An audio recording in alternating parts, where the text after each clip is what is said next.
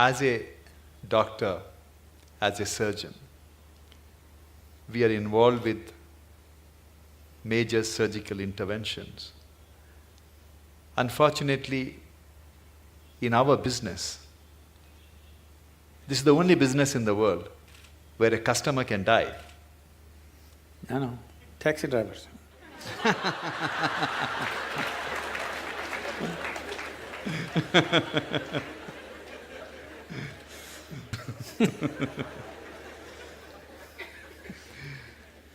It's however much you try, Sadhguru, to dissociate ourselves. When you are operating, you need to concentrate and do the job, but what comes to your mind is the young wife, young children waiting outside. The margin of error is very small, few millimeters here and there. Then you think what are the consequences on them. Then you start thinking about when you are a kid, if something happens to your father, where you would have been. We are after all human beings. We are always torn between what we do to somebody and what could have happened to our own life. It's a constant tension. How do we overcome it? I've been in this profession for more than 30 years. Still, I haven't yet mastered the art of dissociating myself from the patient's life. Yes, when you're given a certain responsibility which could determine the shape and scope of people's lives, it's a big thing to carry on one's shoulders. But the important thing is that somebody has chosen to place such a responsibility in our hands. It's a tremendous privilege if we execute it. Can we do the best? We can never do the best, but we can do the best that we can do, always with life. Is it the best? No, we are doing our best. If we lack in that, then we have a serious problem.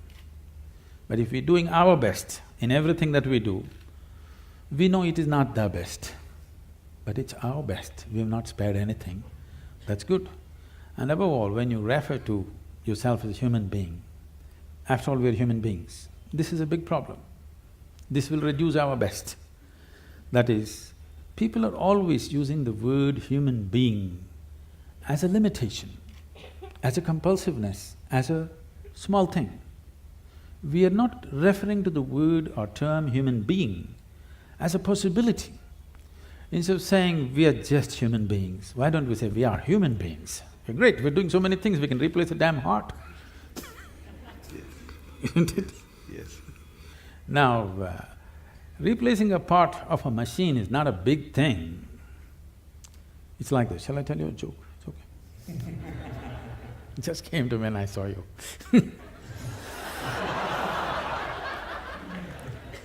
So, a cardiac surgeon took his Aston Martin, which was giving him a little bit of trouble, engine trouble,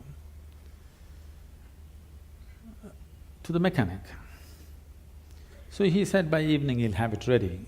After his hospital job, he went there to pick up his car. It was not ready. The mechanic was swaggering around a little bit, and I said, "Hey doc, why is it I do the car's engines, you do people's engines? After all, a pumping thing, you know.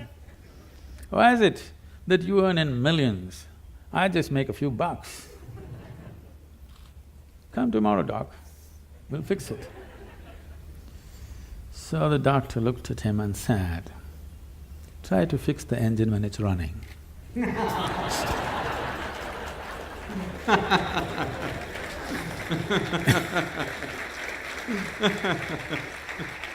That's the important thing. You got to keep it running and fix it.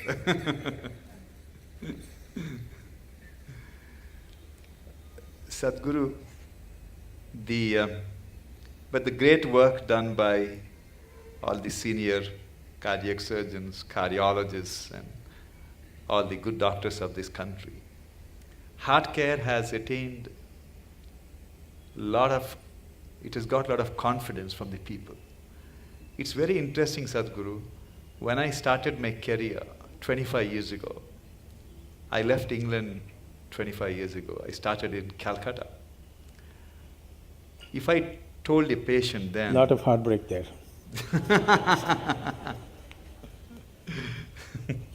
If I told a patient then that he needed an operation, it required more than an hour of convincing him for an operation. But today, I face a different problem. Standing in a line. Today, Sadhguru, when I tell a patient, after seeing all the reports, that you do not need an operation, I have to spend 1 hour to convince him why he doesn't need operation. Everyone wants heart operation, Sadhguru. Is it for romantic reasons or…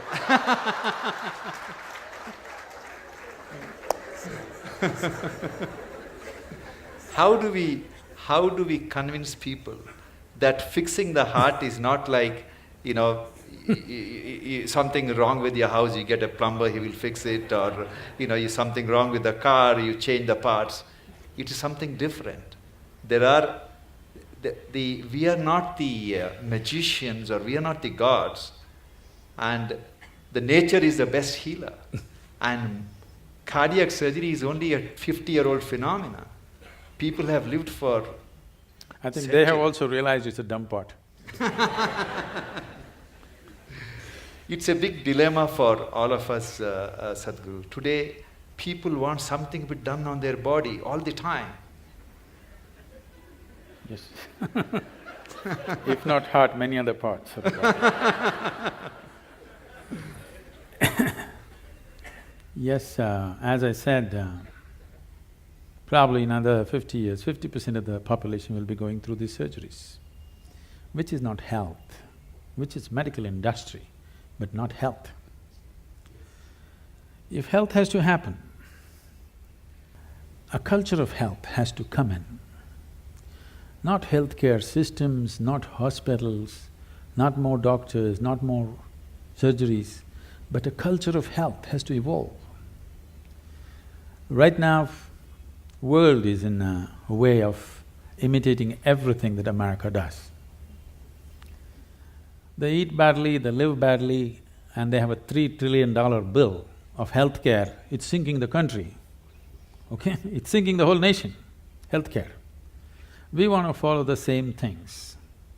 We want to dress like them, we want to eat like them, we want to live like them, and we want to get unhealthy like them, but our country cannot spend $3 trillion on you for sure, we'll let you die. Yes. We're not going to reach out to everybody and do surgery for 1.25 billion people. That's not going to happen in near future. And if it doesn't happen, it's a disaster. If it happens, it's a bigger disaster. That people do not know how to live well is a disastrous way. That I would say 70% of the ailments on this planet can be just handled with better sense of living, eating, atmosphere. If you manage, 70% will be gone. You can achieve this in 12 to 15 years of time on the planet if a determined effort is made by the people, by the policy and by everybody concerned, particularly the hospitals. They can do a lot. Because when they're sick, they listen, Otherwise, they don't. When they're well, they don't listen. When they're sick, they will listen. They have years, more years than 2 when they're sick. That's the time to talk to them as to how to live better. These things are not new to us, these are very strongly rooted in our cultural milieu, but we are throwing it away for something which will bring us a lot of trouble. For immediate attention, for immediate intervention, of course, medical intervention is primary and it's most vital, there's no question about that. But long-term health will not happen because of medical sciences as we know it. Long-term health of a society or a nation or the planet will not happen that way. We have to bring a culture of health. What is the way to live, what is the way to eat, how to keep our body, how to keep our mind, how to keep our breath, how to keep the atmosphere around us. If this culture is not brought into us from our childhood, I would say it must be brought into the school curriculum itself. It must be brought in, healthful ways of living, because if you do not build healthy people, You're going to have educated and sick people and you're going to build a nation or a world out of it? With sick people, you're not going to build a great nation, you can only build a sick nation. And that is happening across the world. The major nations are suffering enormous amount of illnesses. The most affluent countries who have no nutritional problems, okay? India's half the problem are nutritional problems. Right from their childhood, they've not eaten properly. Affluent nations who have a choice of nourishment, look at the level of health issues they have. That should not exist at all. When they have choice of nourishment, they should not have, I would say, 80% of the people should not have any health issues till they die. When 20%, 25% will get something, infections will come because of close proximity, those are different. But these are all on self-help. People are on self-help to create ailments for themselves. This can be 100% taken away if we establish a culture of health, for which I think not just medical professionals, people from various other areas have to work together to make this happen. I don't see any major synergy like that right now. Small efforts are happening here and there, but that's not enough. It's good, but it's not enough.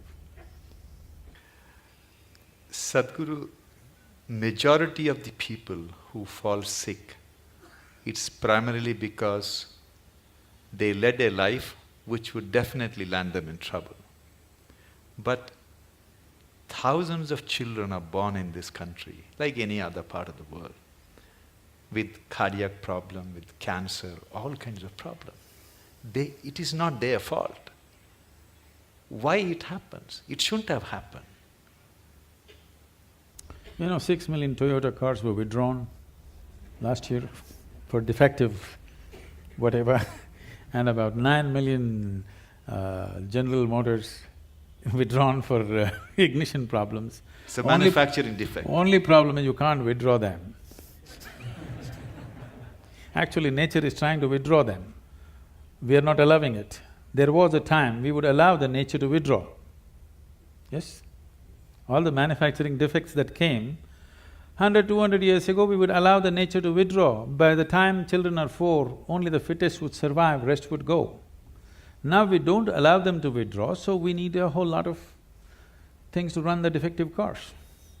I know I'm putting it so blatantly, but you need to understand, the physical existence is mechanical. Whether you like it or you don't like it, probably all kinds of sensitivities and emotions are there about this my physical body. But when they come to you, you strip them down and treat them like a machine, isn't it? Complex, sophisticated, but still mechanical, isn't it? Yes. There are other aspects to it, but fundamentally mechanical. Anything mechanical, anything physical, there is never something called as perfection to it. It is a constant work in progress. You can improve it and improve it and improve it. What we call as evolutionary thing is just that. Now, the parents, the two machines which produce this small machine, Yes. okay? What condition are they in? This is also an issue which we have not taken care of. There is a lot to be said which is controversial about this, but essentially this idea that everybody must have children has to go. Yeah, I know I'm getting into trouble. But we are not seeing humanity as a future possibility. We are just seeing it as a regressive way of something that we can extend into future of our own, a footprint. Right now that's a problem. Our identification with the body is so strong, the physical body is so strong, we are unable to think beyond our biological identity. Once you're not able to think beyond your biological identity, the very nature of being human, the immensity of being human is constrained and constipated into a very small process. In this process, there are problems. In the ancient past, they handled this in many different ways, which are absolutely, utterly controversial today and can never be brought back into this society, but they did handle things in a completely different way. They're bred carefully, which is very important. We are thinking about… when it comes to animal husbandry, we are thinking of breeding right. As human beings, why are we not thinking of breeding right? Because we're too identified with our own bodies. Mine is more important than what's right, and the level of suffering that you bring into this fresh life, you know, you see it every day. Yes, yes. Sadhguru, scriptures tell us that everything happening in this world, including what happens in our life, is preordained. Which And scripture said that? at least that's what I thought, that we are destined to do something irrespective of what happens. If that is the case, we are destined to die someday, then what's the role of people like us in this world? Oh. We're definitely destined to die. People come and tell me, Sadhguru, this man, my enemy, I can't bear him, I want to do something. I said, just wait, he will die. You don't have to do anything, just wait. Just be patient, that's all. So destined to die, yes. But I don't think ever any scripture has mentioned that your life is predetermined or preordained. This is an import from outside. You must understand the fundamental nature of what this culture is it's rooted in this. This is a godless culture, you must understand this. There has never been an idea of God in this country. It's an imported value, let me put this into perspective, because it upsets lots of people. We have many divine entities, many. We count some 33 million, something like that. How did all these gods come up? So, the idea, the monotheistic idea is there's a god sitting out there and doing things to you, so they believe in dictatorship. That there is somebody who determines everything. Not so in this culture. Here, there is no idea of God, but there are many divine entities. What are these entities? Generally, if you look back, the language that was used for all the deities that you have is, you're a Devi, is a yantra, always a yantra. The word yantra literally means a machine or a device or a tool. When I refer to our own yogic temples as tools, people get offended. Sadhguru, don't say that, it means more than our life. I said, if you are offended by this, you come to the ashram. I am going to give you a plumbing job to do in the ashram without tools. You must use your nails and your teeth and do plumbing in the ashram for 3 days.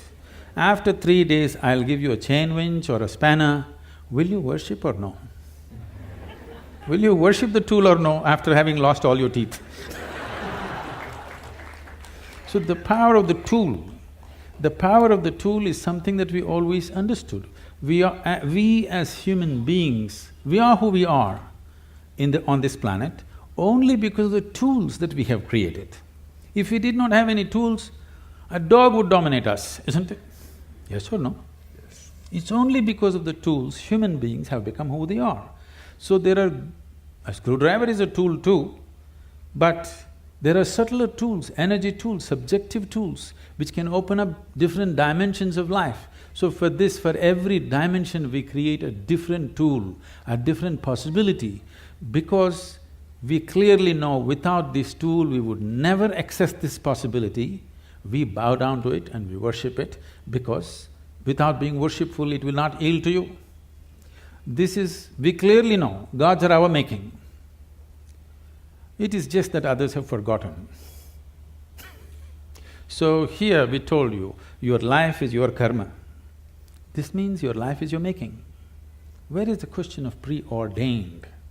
Such a thing never arises in this culture. Thank you, Sadhguru. But it's dangerous for a doctor to think it's preordained.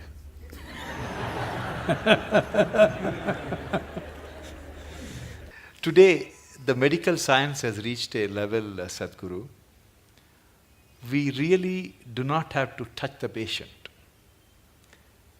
When I see a patient in my office, he would have undergone all kinds of tests, Scans. Everything is done, all the images are displayed, history is written, everything is planned.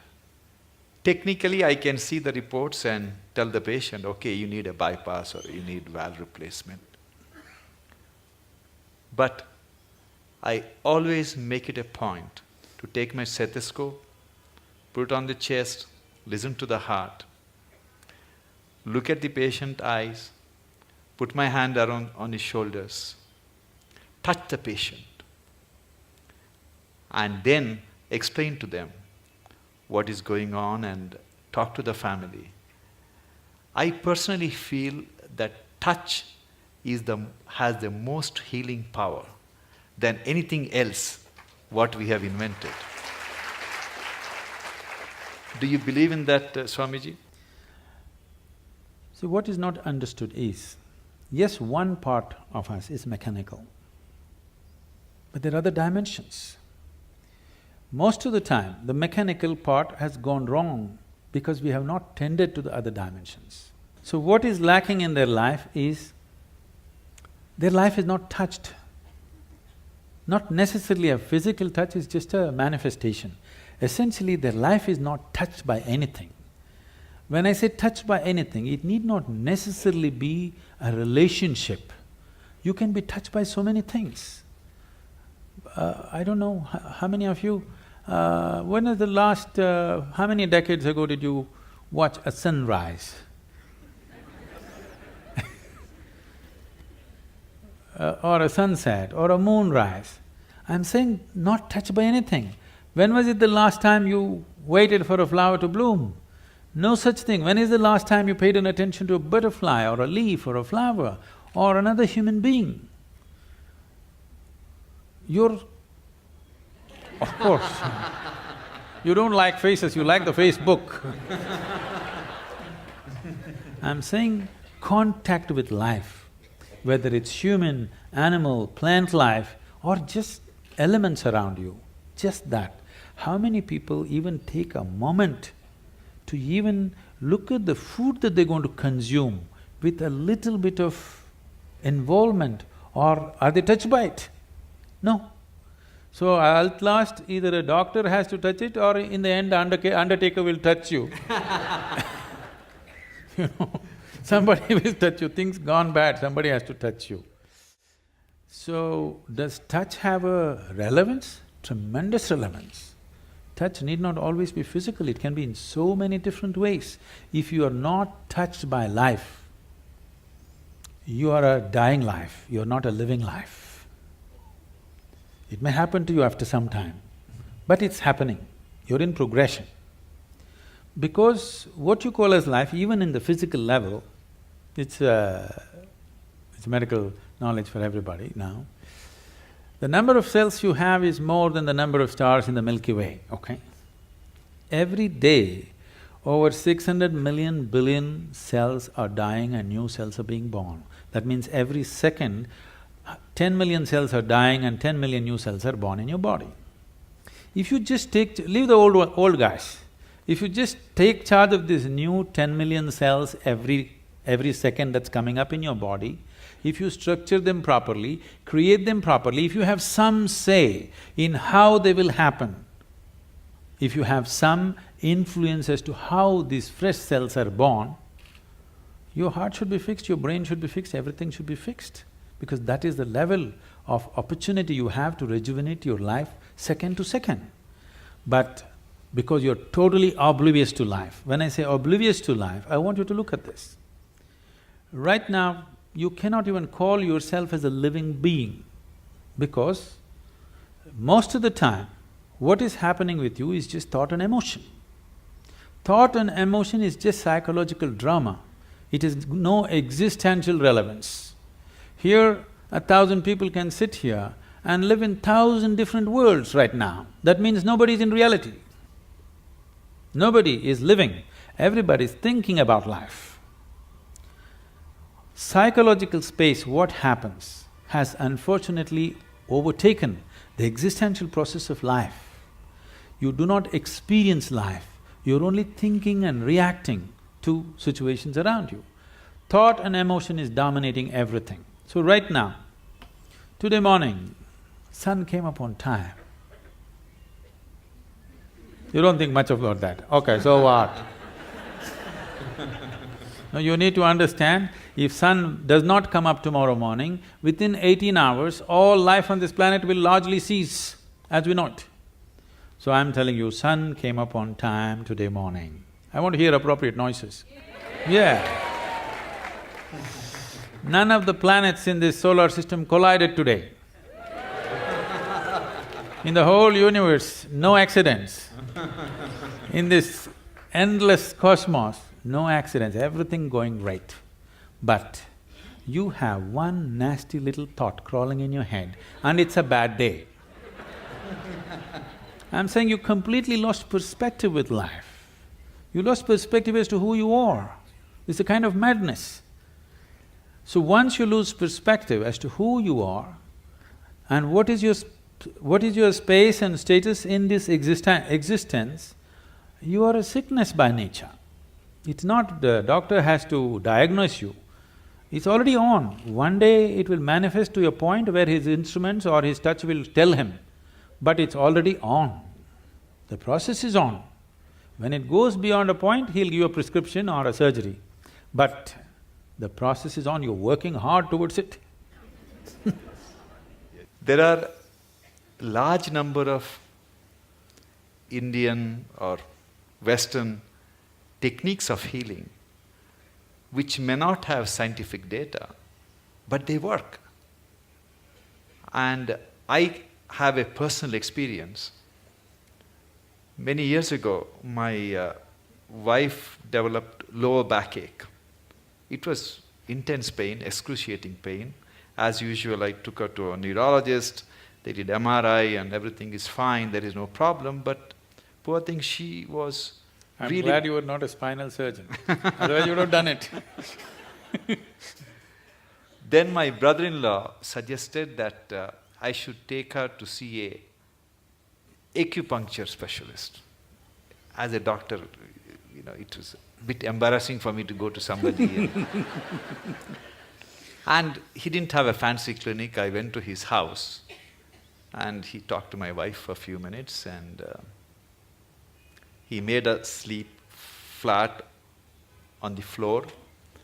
And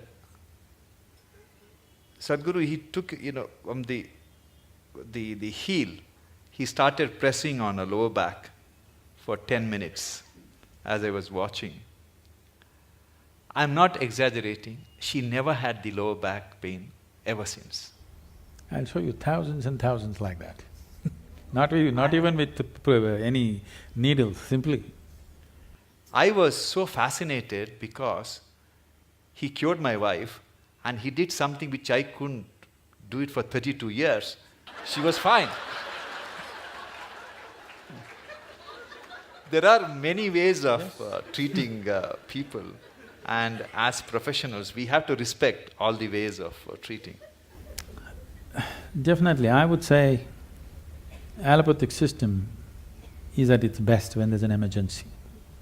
When there is time, definitely other systems are way better if you ask me, in many ways. Particularly, this is something hardly known to people.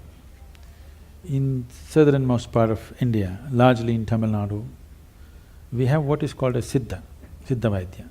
It's a most incredible medical system, so comprehensive. There are over 300,000 formulations. I don't think even modern pharmacopoeia has that. Over 300,000 formulations elaborately written down.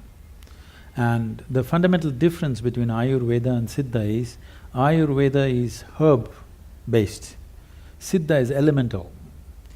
The only thing is, the skill level that it demands from the doctor is a challenge in modern world. This is something that you have to live, then only it works. The person who administers it is as important as what is administered. Who administers it? You're talking about touch, so who administers it is important, not just what is administered. But the nature of modern medicine is, you write a prescription, some chemist who knows nothing about it gives it, and they take it, it's only purely chemical and it works. But When there are chronic ailments, if there is infection, killing it with whatever, chemical bombing it is the way to do it. But when you're generating an illness from within, correcting it from within is most important. If there's an emergency, you have to intervene more aggressively, that's different. But these systems have such a comprehensive knowledge about health and well-being. But the problem is, it needs a lifelong involvement and dedication to become something good with this kind of system. It is not something that you can acquire as a profession and do it. Always it was seen as a sacred duty that you can actually… See, I want everybody to think about it, and I'm sure many times you're facing this within yourself. It is not a prescription, it is not a surgery, it is not something. It's a person's life, whether he lives or dies. I mean, your existence, it's not a… it is not a case, it is not a statistic. For that person, it is the only life that he has. This needs far more deeper attention than just being handled as a profession. I think that sense of dedication and involvement, individual doctors might have grown into it, but still that's not there as a culture, that is not there. It should not be seen as a profession, that's what I'm saying. Yes, of course, monetary requirements are there, that will happen, that's a different thing. But first of all, it must be seen as a certain commitment and a certain privilege that you are able to either end or extend somebody's life is not a small privilege. Sadhguru, many years ago, when my son was a little kid, he gave me a book written by Swami Vivekananda. He was describing how ancient gurus could communicate with each other thousands of miles away just by thought. It's like a modern internet, how one computer can communicate with another computer in US or Europe, anywhere. Do you believe that human mind can be trained to influence another human mind or people's mind who are far away just by tuning our mind to the right frequency? Can it be trained? Can we learn that art? You're trying to beat the cell phone companies.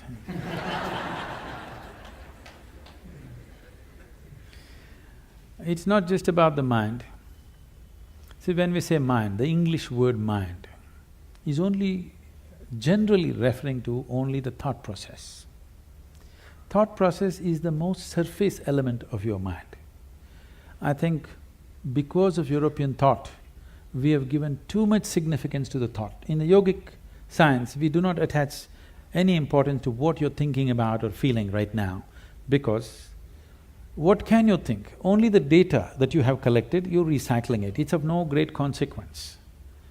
Whatever is on the surface of your mind keeps rolling, that is not of any consequence. What you're thinking and feeling right now is very surface of mind. There are deeper dimensions of the mind.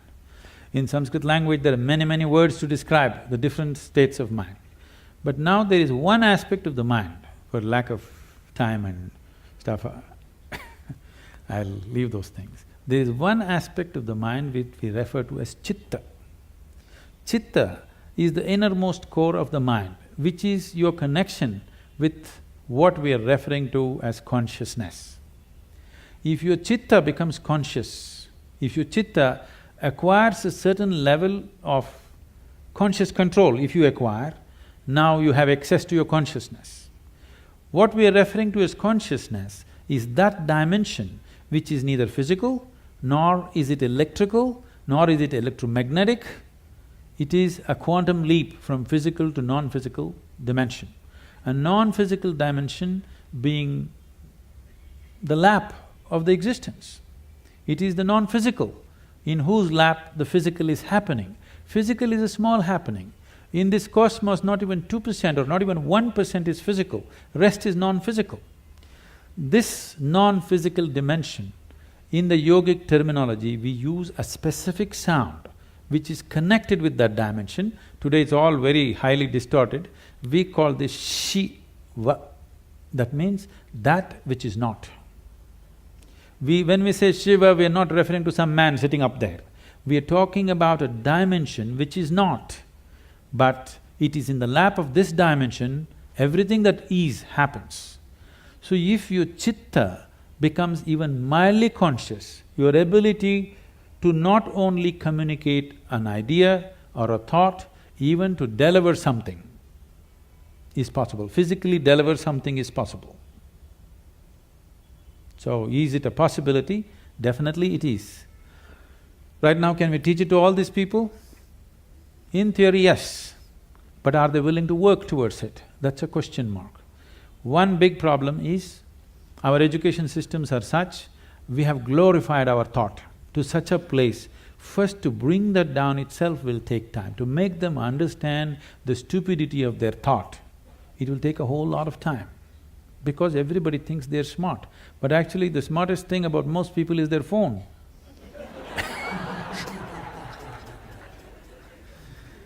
Because your thought process is just an outcome of the limited data that you have gathered. It doesn't matter if I have read the libraries of the world, still it is too limited compared to what it is, what the creation is. With all the scientific development, we still do not know how a leaf really works. We do not know how a single atom in its entirety we do not know with all the scientific exploration. So that should be humbling enough for everybody to know that we know how to use things, but we do not know what it is. It will take lifetime of attention to even grasp the fundamentals of what it is.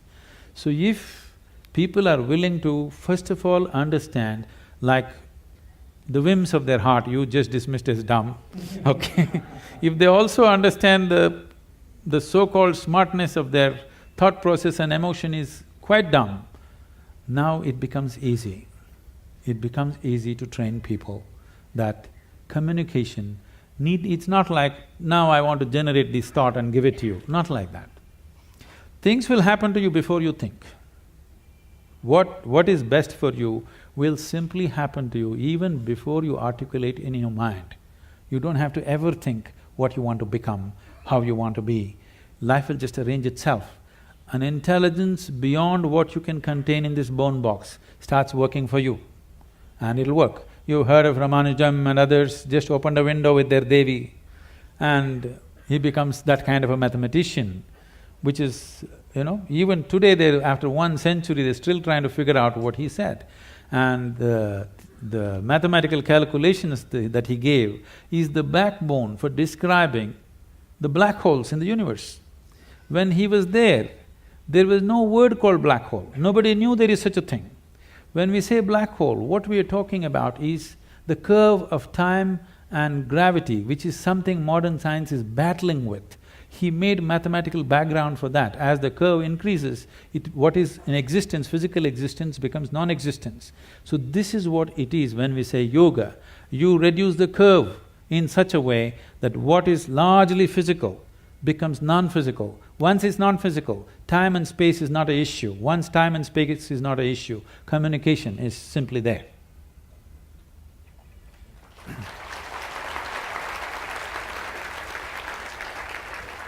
About 20 years ago, Sadhguru, I received a check for 1 lakh rupees from a retired major from Indian Army. He just gave his name, he refused to, he didn't give his address. And he wrote a small note stating that the money I am giving you is too small for the path you have chosen. But God has His own mysterious ways of giving you the rest. It had a tremendous impact in what I thought, what I wanted to do. Is it because there is something called cosmic forces which are constantly trying to help society and doing, or it's something else which is influencing people to do something which is beyond their means? See, the ideas of something wants to help, something reaches out to you. I happened to be about 4 weeks ago, I was in Los Angeles and I was staying with some people there. And the bedroom was full of books, so I just picked up one of these books and so on. The author is saying, the core of the universe is love. Well, why would the core of the universe be love? Because this thing has been always told to people, from heaven God loves you, all these people. See, if you're having a roaring love affair right now with somebody next to you, here, will you look up and ask for rays of love to come towards you? I'm asking you. No, you made yourself in such a way nobody can love you. Now, only God can love you. If you say, God loves me, you must know you are such a pathetic, despicable case. If you made yourself in such a way nobody can help loving you, you are a wonderful human being, isn't it? So, we need to understand, there is something called human thought and emotion, human needs, of emotional needs of love, care, touch, this. The cosmos, or what you're referring to as the source of creation or divine, or if you want to use the word God, because God personifies thing, we will refuse to use that word. Let us say whatever is the source of creation, which we are referring to as God generally by religious this thing. Essentially, it is just an intelligence which is simply exploding into everything possible. If you're in rhythm with it, you will rise. If you're not in rhythm with it, it'll crush you. It has no love, it has no compassion, it has no intention of helping you, it has no intention of harming you, it has no nothing. If you understand the forces and ride it, you have a fantastic life. If you do not understand, it'll crush you. You've seen people doing surfboarding on the waves in the ocean. It is such a magical thing, just riding the waves. But if you don't do it right, if you go into the waves, it's like being in a concrete mixer, it'll just do that and it'll kill you. So one rides the wave, another gets crushed by the wave, that is all that's happening. The rest is all human interpretations. This is the first thing we have to stop, that we do not extend our thought and emotion to the existence. This is relevant between you and me. This is relevant between you and your family members. You love them, I love you, you love me, all this fine. Don't look up at the sky and say, I love you. It will not say, I love you back, because it has no such need. It's pure existence. This is what you have to become. If you sit here, you are a complete existence by yourself. This is a full-fledged life. It does not need anything from anybody. It has everything. It is connected with everything in the universe. It does not need anything. But we want to play our games, okay, we can do all this stuff, but you need to understand right now, we are trying to extend our compulsions to the whole creation. It doesn't work like that. Existence is not trying to help you. You may be in tune with it, bingo, you are. Whether you got in tune with it consciously or unconsciously, somehow you got in tune. That's why Shankara said, yogaratova bhogaratava. That means somehow you do it, I don't care. Your Shankara, Adi Shankara went to the extent of somehow you do it. You get it, man, that's important. How you get it, who cares? Sadhguru, I am constantly torn between my senior colleagues who are extremely skilled surgeons. Sadhguru, on the heart, there are some procedures which are done by very few people on this planet. I'll give an example. I do an operation called pulmonary endarterectomy. That's the blood clots from the leg goes to the lung arteries and it clogs up all the arteries. So 20, 25 years ago, there was no cure for this. And once you're diagnosed, you're destined to die within a year. Today, people who are on home oxygen for 2 years, 3 years, you do the operation, they can go back to skydiving or they can go to scuba diving. That's the transformative effect. But there are only 50 surgeons, less than 50 surgeons in this world who can operate. And Like this, we have some of my colleagues who are extremely gifted surgeons. They are in their 50s now. And some of them are constantly talking about retirement. Especially one surgeon who is an extremely gifted surgeon who can fix any damaged valve. He is single, he has no other commitments. Every other day he talks about going to Benares or somewhere and retire. And I keep telling him that God didn't create him to retire and meditate. He has to be fixing all these problems.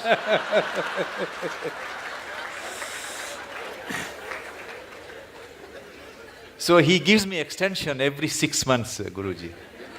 So at the end of 6 months, the usual rigmarole starts. He talks about retirement and everybody is depressed in the hospital. So how do you deal with this kind of people?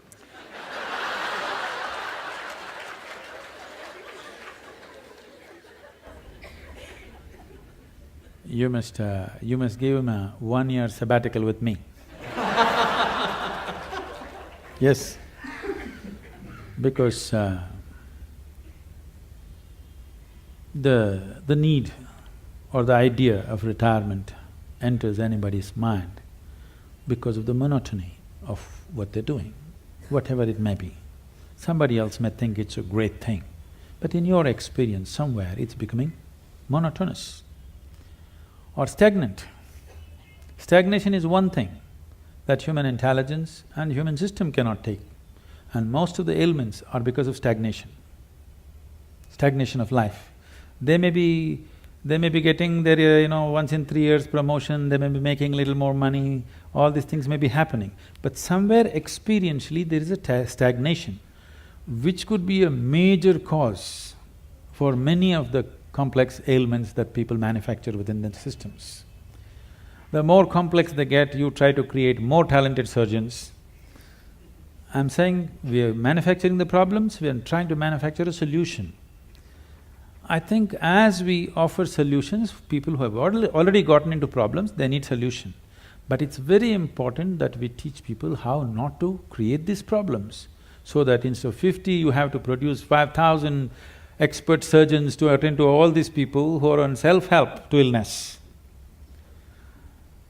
So I would say a surgeon who has a certain competence and who has worked through his life, if he wants to explore something of his own nature, that would be the greatest thing to do, because he's not a man without commitment, not competence. When competence and commitment is there, you should not run him through the rigmarole and destroy that possibility. It's important that he explores something of his own nature, which will make him… we don't know what he'll come up with. You cannot even estimate what he may come up with. I think a sabbatical is good. He may come up with something that you've not thought possible. I will convey your message, Sadhguru. I'm sure he's watching this program. Sadhguru, I believe that talent is something which is grossly exaggerated in success. It's… when I was in medical school, I used to teach martial art. That was my passion. And every time a Bruce Lee's movie was released, all these school kids would come and join in hordes to martial arts schools.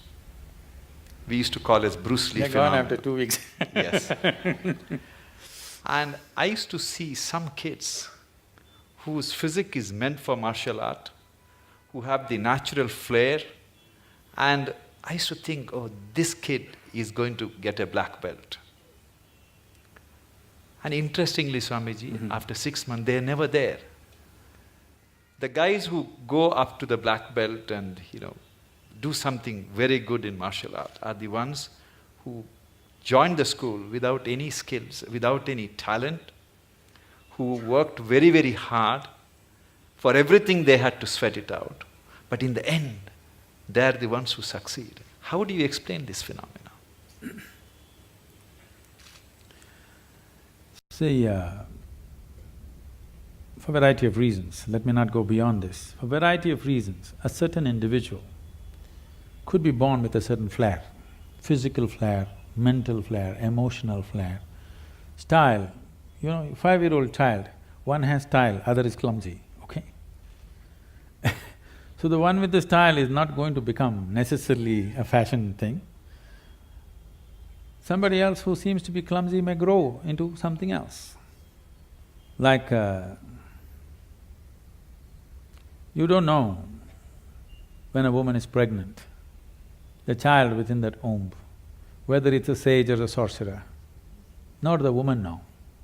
No, the mother does not know whether she is producing a sage or a sorcerer or what. This is because, I use the word coherence because of modern science is using that word. Who you are here right now, as you sit here, this is physics. Every subatomic particle is in constant contact with everything. What you call as cosmos is living life and it's a live mind. You have captured only one small part of it. If you work with only that one small part of what you have captured, both as life and as intelligence, you will function at a certain level. If you apply yourself to break the barriers of your limitations that you've set for yourself, then there is an intelligence beyond anybody's understanding, beyond anybody's estimate, which is available to you. Once this is available to you, people think you're superhuman.